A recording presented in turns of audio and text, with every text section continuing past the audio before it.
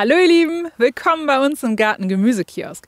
Heute in diesem Video werden wir zusammen besprechen und zeigen, wie wir uns vorbereiten auf den Winter, auf die nächste Saison, was wir schon gemacht haben, was wir noch vorhaben, was wir jetzt machen. Ich wünsche euch ganz viel Spaß.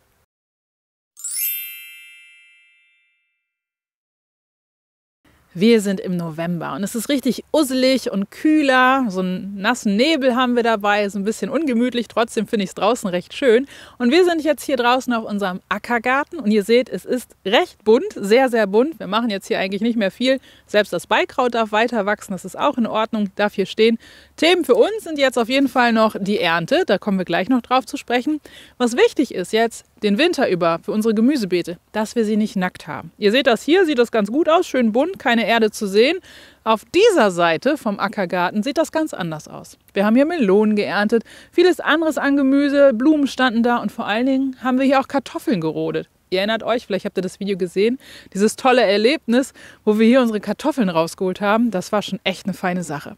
Natürlich wollen wir auch vermeiden, dass hier die Erde nackt ist. Könnte man jetzt großzügig mulchen, wäre aber auch sehr viel Arbeit. Wir haben einen Gründünger ausgebracht, den man eigentlich Ende Oktober ausbringt. Wir haben das jetzt Anfang November gemacht und hoffen einfach mal, dass wir Glück haben, dass das noch klappt, dass die noch gut aufläuft. Und zwar ist das die Wintererbse. Die haben wir aktuell noch nicht im Sortiment. Wir wollen es aber testen, wie gut das hier funktioniert, dass sie noch aufläuft und den Winter übersteht. Ist ja eine Wintererbse. Und abonniert einfach unseren Kanal, dann könnt ihr auch weiter verfolgen, wie gut das funktioniert. Und ihr seht schon, ich habe Scheren in der Hand, ich habe eine Kiste in der Hand. Schaut mal da im Hintergrund. Da sind ganz viele rote Punkte, das ist Paprika. In einem Video hatten wir euch ja schon gezeigt, was wir da abgeerntet haben. Und da waren die noch grün. Und wie wir jetzt sehen, sind da ganz viele rote dabei, die jetzt aber zügig noch runter müssen. Und das machen wir jetzt.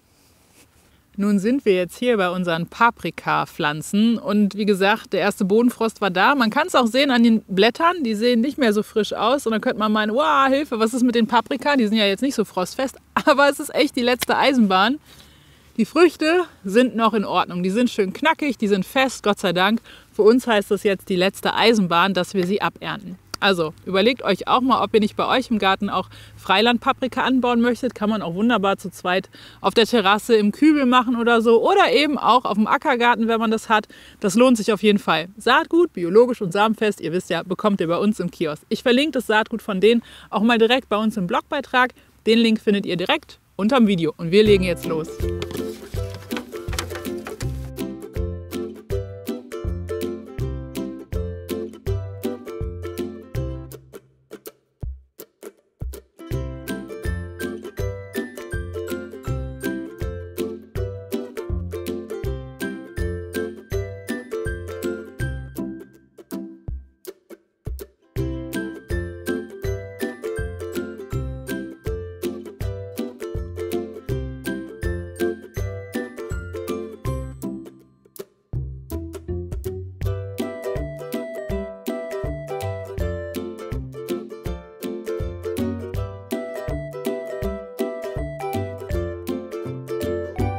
Wir hatten vorhin eine Kiste dabei, aber die hat nicht gereicht. Also mussten wir noch eine zweite Kiste holen, damit wir die Paprika, die wir jetzt hier abgeerntet haben, auch gleich reinbringen können. Ich habe der Mama schon vorgewarnt, heute Abend ist Paprika-Putzparty, denn wenn man die Paprika geerntet hat, und ich bin echt begeistert, schaut euch das mal an. Die sind knackig, die sind fest, das ist nicht wenig, da haben wir auf jeden Fall was zu tun. Die kann ich jetzt aber nicht ewig lange lagern. Frischverzehr ein paar Tage lang ist eine wunderbare Geschichte oder vielleicht auch eine gute Woche, aber was mache ich sonst damit?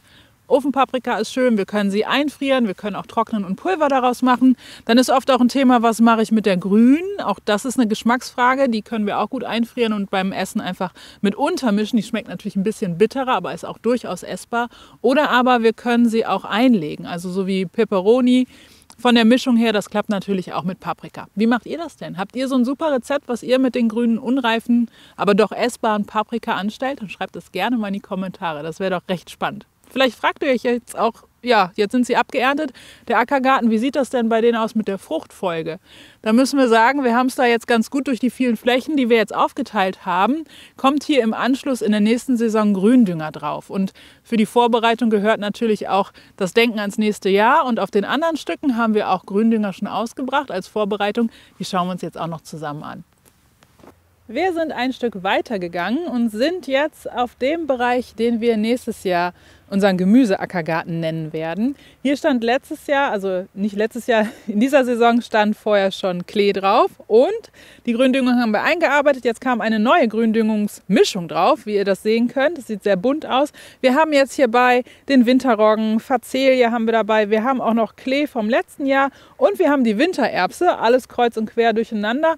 Ziel ist, dass das Ganze jetzt hier den Boden bedeckt und dass wir dann im Frühjahr nächstes Jahr das Ganze abmulchen und die Biomasse dann eben einarbeiten in den Boden, sodass wir den Humusaufbau fördern können, dass wir eine gute Erde haben, wo wir dann hinterher eben auch Gemüse anbauen können. Von der Größe her ist es das gleiche wie das andere Ackerstück, also 70 Meter lang, 10 Meter breit, so wie ihr das von dem anderen Teil auch gesehen habt. Jetzt fragt euch vielleicht, ja schön Jen, aber für meinen Hausgarten, was mache ich denn jetzt? Gründünger noch aussehen? Dafür ist es jetzt tatsächlich eher zu spät. Aber was ist, wenn ich meine Beete jetzt leer habe, was kann ich machen? Wichtig ist, dass sie nicht nackt sind. Das haben wir eben schon besprochen. Was wir nicht machen sollten, ist jetzt nochmal Kompost ausbringen. Der wäscht sich über den Winter aus. Das wäre schade auch um die Arbeit. Wir müssen aber Biomasse auf die Beete bringen, egal wie groß sie sind. Wir können verschiedene Varianten wählen. Vielleicht habt ihr Laub. Da würden wir auf jeden Fall keinen Walnuss und auch keine Eichenblätter nehmen, solche. Aber vielleicht von Obstbäumen oder was man sonst noch so zur Verfügung hat, das kann man draufbringen. Wenn ihr vielleicht noch alte Strohballen habt, die könnt ihr draufbringen. Oder auch Heu. Wobei da muss man auch schauen. Die samen sich natürlich aus und dann hat man die Gräser, und man soll es nicht meinen, über den Winter, die Gräser, die Beikräuter wachsen auf jeden Fall auch. Wichtig ist einfach, dass wir schauen, welche Möglichkeiten haben wir und dass ihr die Erde den Winter über bedeckt, dann seid ihr schon gut dabei. Ihr seht schon im Hintergrund, glaube ich, den Folientunnel. Ja, da ist ein neuer dabei. Über Tunnel sprechen wir jetzt auch im Anschluss direkt. Nun sind wir zusammen im Tunnel, im Folientunnel. Und der hat so für die Dimension 70 Quadratmeter, hat also eine Breite von 5,5 Metern und eine Länge von 14 Metern. Was ich persönlich sehr schön finde, mein Mann auch, ist die Form. Es ist also nicht einfach nur so ein Halbkreis, sondern es geht an den Seiten erstmal gerade hoch. Wir sind ja auch nicht so klein, da ist es besonders angenehm. Und dann kommt erst der Bogen. Das ist auch zum Anbauen vom Platz ausnutzen her richtig schön angenehm. Das Gestänge haben wir aufgebaut, schön praktisch ist auch, ihr seht oben sind so Stahlseile, Drahtseile eingezogen. Super praktisch, wenn man, wie wir jetzt, Gurken angebaut haben, Tomaten, also wenn wir Pflanzen oben festmachen wollen, die bleiben auch oben drin, das ist klasse. Jetzt fragt ihr euch vielleicht, was habt ihr gemacht hier, was war im Tunnel drin? Wir haben hier einmal den Hochdruckreiniger reingebracht und alles abgespritzt, wirklich sauber gemacht, nachdem wir alles ausgeräumt haben. Ansonsten haben wir aber nicht desinfiziert oder groß weiter was gemacht. Die Türen bleiben offen, dann kommt der Frost und der räumt dann hier einmal richtig ordentlich auf, sage ich mal. Die Türen bleiben auch offen. Das ist, glaube ich, auch ganz interessant. Vielleicht fragt ihr euch auch so ein Tunnel, wo sind wir da bei den Investitionen her? Das ist natürlich unterschiedlich, je nachdem, wie man so ein Tunnel, so ein Riesengerät gestaltet. Wir haben jetzt Doppeltüren drin, das ist für uns sehr praktisch. Wir haben oben auch diese Öffner, seht ihr da oben auch das Fenster, das ist ganz schön. Wenn im Sommer wir das zum Beispiel zumachen möchten, aber wir wollen trotzdem, dass Luft durchzieht, was ja gerade auch für Tomaten sehr wichtig ist, dann können wir Türen zumachen und oben haben wir auf. Wir sind kostentechnisch jetzt mit Lieferung ungefähr bei 4.000 €. Das ist echt viel Geld. Wenn man ihn selber abholen kann, dann wird es natürlich noch ein bisschen günstiger. Und es ist auch die Frage, wie man sich so einen Tunnel dann selber zusammenstellt. Ihr seht bei uns, wir können jetzt nicht nach draußen gucken. Wir haben eine diffuse Folie. Das braucht dann im Frühjahr ein bisschen länger, bis es warm wird, ja. Aber wenn so richtig Sonne ist, dann brauchen wir keine Beschattung. Wir haben uns dafür entschieden. Wir sind auch mit der Wahl ganz zufrieden. Das hat sich doch echt bewährt. Vielleicht noch ein paar Worte zu der Tür. Schauen wir uns die mal im Detail an. Ihr seht, es ist eine Doppeltür sozusagen. Und das ist gerade wichtig, wir sind hier auf einem offenen Feld, wenn der Hase vorbeikommt oder das Reh oder wenn man zum Beispiel Hühner hat und man möchte nicht, dass die in den Tunnel kommen.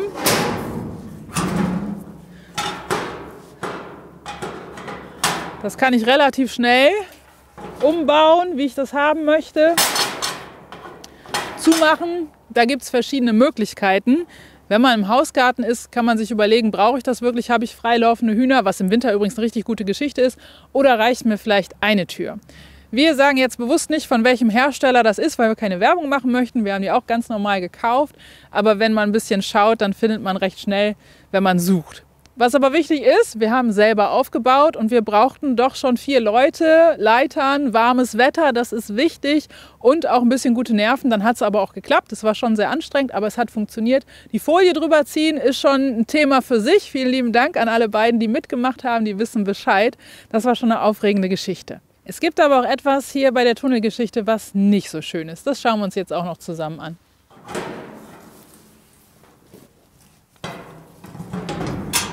Wenn man die Türen zu hat, dann gibt es Tiere, die sich ihre eigenen Wege erbauen, kann man so sagen, oder durchfressen. Wir haben hier einen Mäuse- oder eben einen Rattenfraß, das ist ein Zugang. Natürlich gibt es da Reparaturkits für, es gibt auch Klebebänder für, man kann das zumachen. Die Frage ist aber, lässt sich das dann wirklich vermeiden oder ist dann die Folge im nächsten Jahr, in der nächsten Saison, holt die Ratte sich die nächste Ecke und frisst die dann auf und wie sieht das dann nach 10 Jahren aus? Vielleicht habt ihr da Erfahrung mit oder eine Idee. Oder vielleicht ist es auf dem Land einfach so bei der offenen Fläche und wir lassen das auf. Da sind wir uns so gerade ein bisschen unschlüssig, ob wir das reparieren oder ob wir es einfach offen lassen. Na, mal sehen. Hier in dem Bereich jetzt haben wir alles rausgeräumt und da war eine ganze Menge. Wir hatten hier Gurken, wir hatten Physalis, ich hoffe, ich kriege es alles zusammen. Wir hatten viel Tomaten dabei, wir hatten ganz viel Paprika, Melonenbirnen waren dabei, Melonen waren dabei, Kräuter dazwischen, Blumen und auch ganz viele Auberginen waren dabei. Ich hoffe, ich habe jetzt nichts vergessen, ansonsten ergänze ich das noch im Blogbeitrag. Also jede Menge, das haben wir alles abgeerntet, es war eine tolle Ernte. Und hier haben wir jetzt wirklich ganz intensiv beregnet. Als das Wetter noch schöner war, wir noch Wasser und Strom hatten, haben wir hier richtig stundenlang, ihr seht da auch noch das Gerät dazu, ordentlich Wasser verteilt, damit es hier nicht austrocknet. Der Boden soll ja lebendig bleiben und da geht es dann auch weiter. Der nächste Schritt, der jetzt hier folgt, ist, dass wir auch hier die Erde bedecken.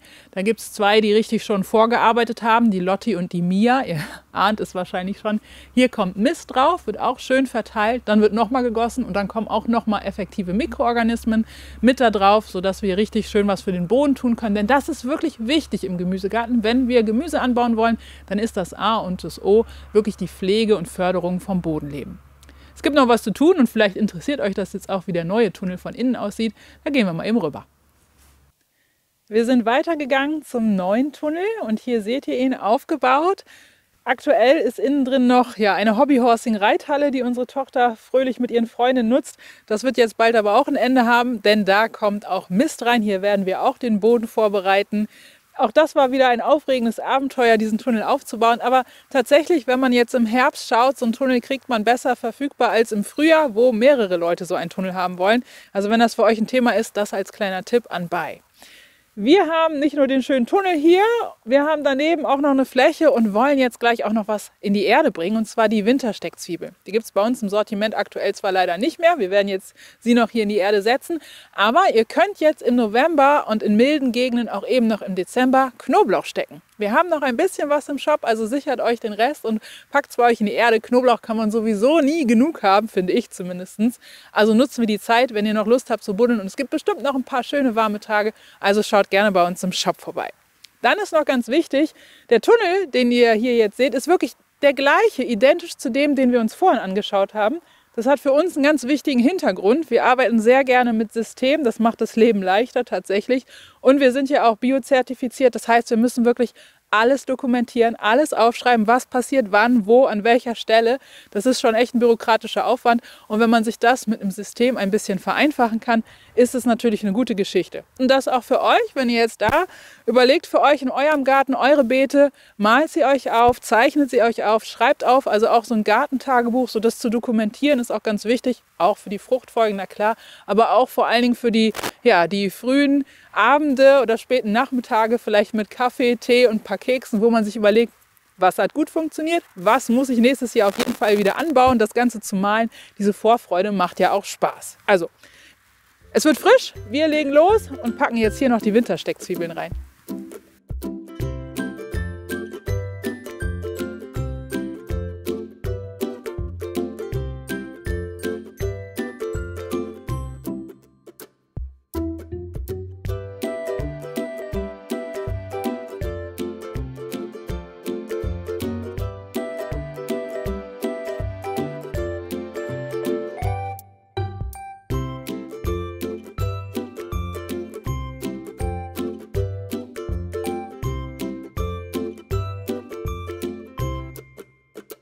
Die Steckzwiebeln, die haben wir jetzt in der Erde. Das habt ihr gerade gesehen. An diese kurzen Tage müssen wir uns aber wirklich erstmal gewöhnen und uns eingrooven. Irgendwie geht es ganz schnell und zack ist es wieder dunkel. Es gibt aber noch 2 Sachen, die möchten wir euch zeigen. Wir haben jetzt die Lampe mit dabei. Ich hoffe mal, dass wir es jetzt noch gut hinbekommen. Jetzt sind wir hier bei unseren gesammelten Multitopfplatten und Untersetzer und verständlicherweise kam jetzt öfters die Frage, was mache ich denn mit denen, wenn der Winter kommt? Muss ich die irgendwie desinfizieren? Stecke ich die in die Spülmaschine? Oder was mache ich damit? Wenn ich vielleicht 1, 2 Platten habe im Kaltprogramm, ich weiß es nicht, haben wir noch nie ausprobiert. Ihr seht ja auch selber, wie viele es hier sind. Wir machen das seit vielen Jahren so, wir nehmen die Platten und wenn die wirklich dreckig sind, dann nehmen wir einen Wasserstrahl, aber wirklich so einen harten Wasserstrahl, der so richtig Druck hinter hat. Dann werden die abgespritzt, sauber gemacht. Ihr seht ja auch vorher, nachher sozusagen hier schon. Und dann stehen die draußen, trocknen ab und bleiben auch den Winter über draußen. Und wenn es dann so schön durchfriert, dann überlebt da auch nichts erfahrungsgemäß hier von Keimen oder Bakterien oder was auch immer, was uns hinterher ärgern würde. Also so machen wir das seit Jahren, so funktioniert das echt gut. Vielleicht ist das jetzt eine Antwort auf die Frage, die eben kam. Eine letzte Sache ist da noch in Sachen Vorbereitung für die nächste Saison, die wir euch jetzt zum Schluss noch zeigen möchten, die für uns hier auf dem Hof wirklich wichtig ist. Wir sind jetzt zusammen im Büro, wo auch die Videos geschnitten werden. Und ihr seht schon, wir haben eine provisorische kleine Jungpflanzenanzuchtstation hier. Wir leben immer noch ganz viel in Baustelle und unsere Räumlichkeiten sind noch nicht fertig. Die Prioritäten muss man einfach setzen, alles auf einmal geht nicht. Was aber super wichtig ist beim Saatgut, und ihr wisst, Saatgut ist bei uns das zentrale Thema, das sind die Keimproben. Also wir ziehen jetzt hier nicht schon Tomaten an, wie man meinen könnte. Ich zeige euch das mal hier. Sondern wichtig ist, wenn man Saatgut erntet, gibt es ganz viele Dinge, wo man darauf achten muss. Was aber auch wichtig ist, wir sind allein schon gesetzlich dazu verpflichtet, eine Keimquote zu haben von 75%. Uns ist wichtig, dass die mindestens erreicht ist aber in der Regel viel höher. Es gibt aber auch Saaten, also Ernte, wo das nicht so richtig funktioniert. Und das ist super wichtig, dass wir diese Keimproben jetzt gerade auch direkt machen. Denn wir möchten ja auch das Saatgut, was wir selber weiterverwenden, was wir aber auch an euch rausgeben, dann, was wir euch anbieten, dass das wirklich beste Qualität ist und dass es eben auch gut keimt. Das ist total wichtig. Und da gibt es Unterschiede. Was mir so ein bisschen persönlich wehtut, aber das liegt einfach in der Natur der Dinge jetzt. Wenn ich jetzt hier so viele Pflänzchen, gut, die sind jetzt schon vergeilt und groß, aber ich ziehe so viele Pflänzchen hoch und es ist jetzt noch nicht die Zeit, Tomaten anzuziehen. Und natürlich sieht das dann später einfach so aus und geht wieder in den Kreislauf und wird wieder zur Erde. Das tröstet mich dann ein bisschen, aber ja, das ist wichtig, dass wir jetzt diese Keimproben machen, um eben auch die Qualität sichern zu können.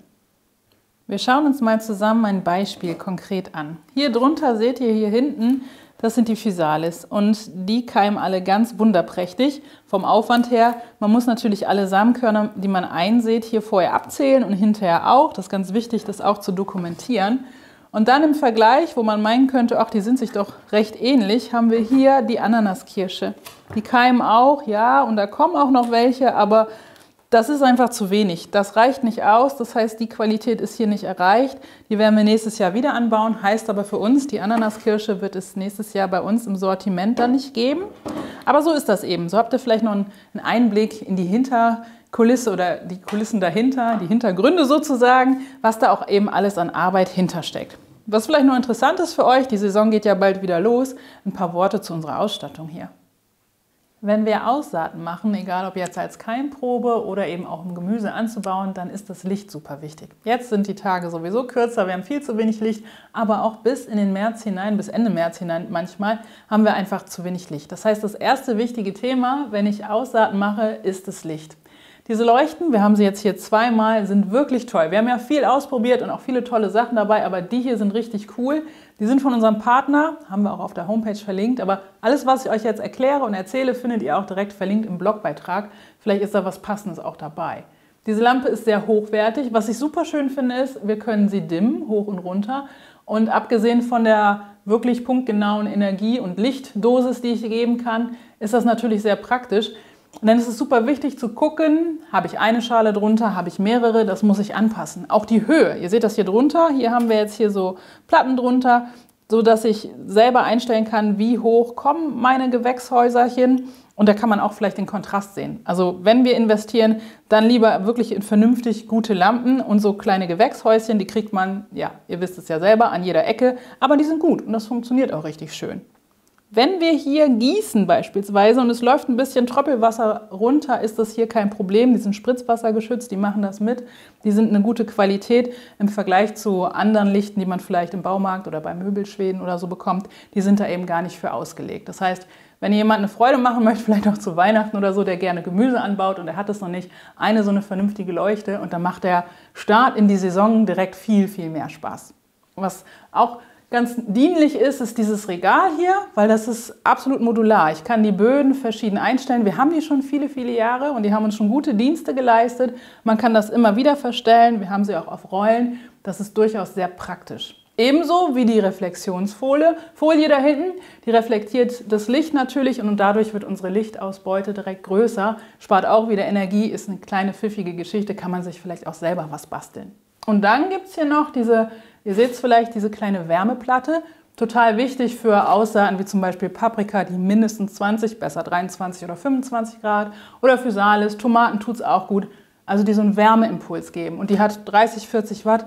Die kann man viele Jahre benutzen. Wir schätzen das sehr. Das ist echt praktisch bei der Arbeit. Können wir so weiterempfehlen. Wie gesagt, alle Links findet ihr im Blog. Und wenn ihr sonst vielleicht auch noch Saatgut braucht, schaut gerne auch bei uns im Shop vorbei.